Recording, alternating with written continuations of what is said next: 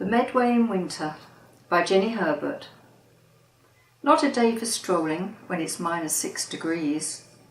Along the narrow path, past blue metal railings, squirrels play tag in crisp brown leaves. Pigeons sit forlornly on the swimming pool roof. Bicycles wobble through slow-moving pedestrians. Forgotten in the muddy grass, a half-full baby's bottle. Along the river, corrugated shacks, a hammock, lifebelt, a pile of logs. Beer cans, cardboard coffee cups, and crisp bags, frozen in ice. Curtains drawn, a red and blue houseboat lies low in grey-green water. Washing hangs stiffly as sunlight settles on a patch of green.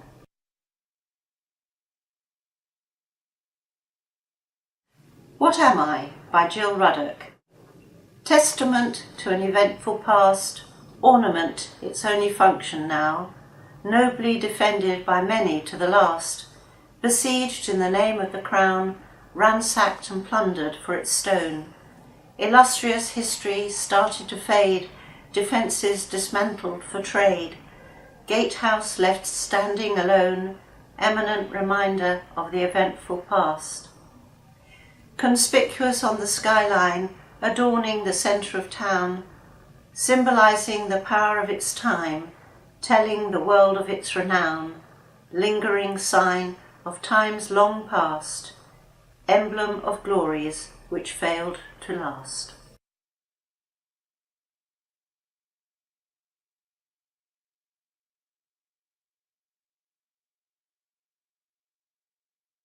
One Bridge, Two Pictures by Sue King.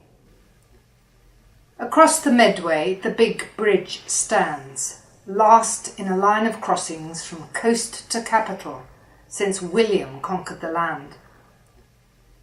The paintbrush captures a tranquil scene.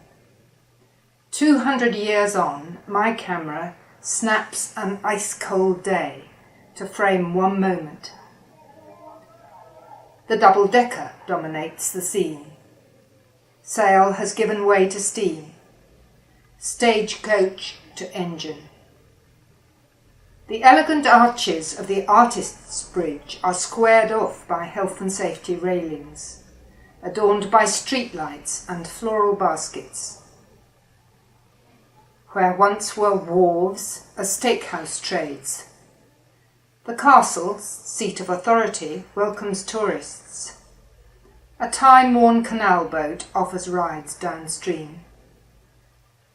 The castle's fortifications and the trees endure, giving timeless character and authenticity to the bridge enshrined in our town's name.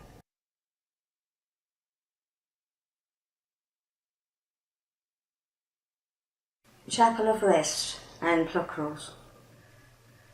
I look out my window over your green hedge. You look back whenever, whatever the weather. Chapel of Rest. Today, February frost, 2 degrees. I am warm. I see you in the clear blue sky bathed in sunshine, proudly standing on your own. Chapel of Rest. Windows gleam in the sun. Birds sit on your spires, dance on your roof. A flash of sadness, tear-stained eyes, Chapel of Rest.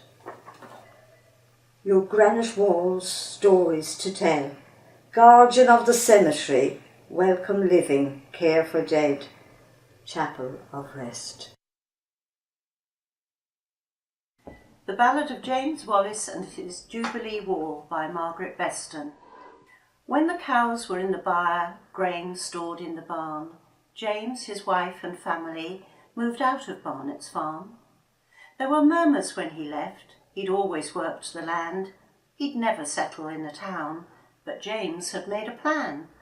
Some years before, he'd bought a house from George Wise, a local name, well known for making Tonbridge ware, for which the town was famed. It was the year of the Jubilee when they left Powder Mills, set off in the pony trap to the new house in Dry Hill. The Queen had reigned for 60 years. James hoped to find a way to celebrate the great event and mark that special day. So when the winter snow dissolved and spring returned again, James strolled round the garden, surveying his domain. To the north were apple trees, currant and raspberry canes. Beyond them all a wooden gate gave on to Uridge Lane. All along the western side was a 6-foot garden wall, but to the east a quickthorn hedge, no privacy at all. I'll build a better boundary, not just a picket fence. I'll build a wall, I'll build it tall, regardless of expense.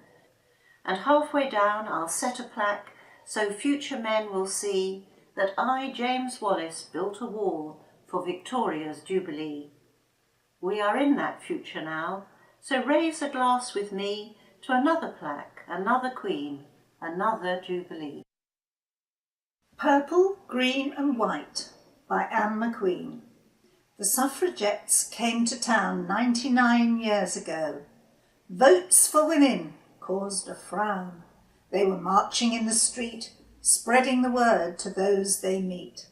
They had come to Tonbridge to present a serious cause, crossing over the town's old bridge, straight ahead without a pause. Votes for women was their cry to all those that they passed by. 5 years on, change had begun. Some women had the vote. Franchise for women nearly won, a worthy cause to promote. They worked hard for democracy. The problem today is apathy. On the 21st of July 1913, the suffragette pilgrimage passed through Tonbridge. In the Weald by Yvonne Grimes. Tonbridge is the gateway to a rich and fertile land where, bedded deep in wealden clay, great oaks still proudly stand. A light here for the hop gardens where vines form curtained aisles, and the smell of malt beneath harvest moon brings reminiscent smile. This way to the orchards and the fun of pick your own, and crisp sweet bite of apple as you bear your basket home. The Weald is a generous garden, full of earthy delight. The gate is always open to dreams of a summer night. A Family Visit by Jill Hall. A tomboy at 12, she looks down at the river. Sun glints on the water, boys run on the bank. She longs to be there with Henry, her brother, not stand with Cassandra clutching her hand. She walks up the high street to visit a cousin, and to the church for her grandfather's grave, then across to the school where father and kin had studied and gained much acclaim in their day. All of the time her keen eyes are searching, scanning, examining the quirky, the strange, her ears taking clichés, idioms, phrasing, to sift, store, enhance, then rearrange. Do these observations appear in Jane's writing? Do some local people walk onto her page? In 1788, Jane Austen stayed with her great-uncle Francis in Sevenoaks, and may have visited Tonbridge, though there is no record of this.